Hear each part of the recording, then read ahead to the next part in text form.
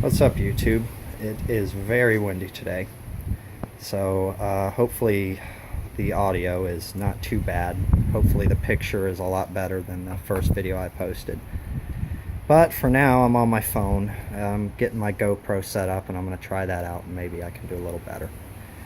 But anyways, I was talking about a bed I have called the Contrarian bed, and this is the Contrarian bed. And you can see there's a few different things strewn about. And so, the purpose of this was following advice of people I watch on YouTube and people I read and people I've heard on books, and fixing my soil, because my soil here is pretty sandy. It's Florida, Gulf Coast, so it's under this stuff. You've got some not so great soil, and there's very little carbon in it. It's sand. Stuff just falls right through. So when I cleaned this bed up, there was some lantana and porterweed and stuff like that, and I decided I wanted to repair this and kind of grow some permaculture type stuff, not so much like garden stuff, but not quite sure what I'm going to do. But first I need to build the soil. And so what I did was I cleaned it all up and tore all that stuff out and composted it, whatnot. The lantana, I highly suggest you just let it die and use it as a brown, because that stuff will come to life. And so I cleaned it all up and threw some green bean seeds down and just scattered them. It's going to let them grow up, and chop them and mix them into the soil, and just continue to do that. And maybe I threw some clover in there, and we'll see if the clover pops up. But well, the contrarian part is when my wife came home and saw that I cleaned it up, she was pretty happy, and she's like, "Oh, that looks a lot better. What are you going to do?" And I said, "Well, I threw some green bean seeds in there." She said, "Well, why'd you throw green bean seeds?" I said, "Why not?" And she said, "Well, you can't plant stuff you can eat in the front yard." And that's pretty common thinking, and I don't really understand it. So a lot of people think that way, and I asked her, what do you like about these Indian hawthorns? And let me walk over to the Indian hawthorns. They're very boring. You see them in like industrial places. It's very boring stuff.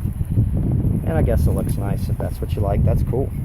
So she said, well, the leaves are a nice green color, and there's little white flowers. And a few weeks ago when she said this, there were a lot more of these flowers, and they were better looking. And she said after that, a nice little blueberry pops on it. And I said, okay. And I said, well, what about blueberries? She said, well, you can't plant stuff in the front yard that you can eat, Danny. And I said, well, why? And she said, well, the neighbors. And I said, well, who cares about the neighbors in my yard?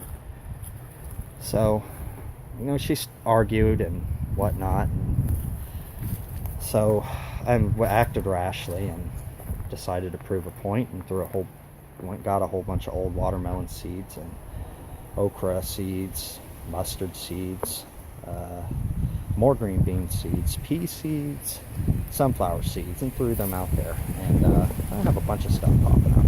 So what I'm mainly going to do is chop and drop this stuff and just work it back into the soil and start adding more wood chips. And that is a sunflower, I'm pretty sure. I think that they're Mexican sunflowers. This is some of the green beans, and I think that's a bush bean. I threw like kind of a semi-bush bean, and I can't remember what kind they are. It didn't matter to me.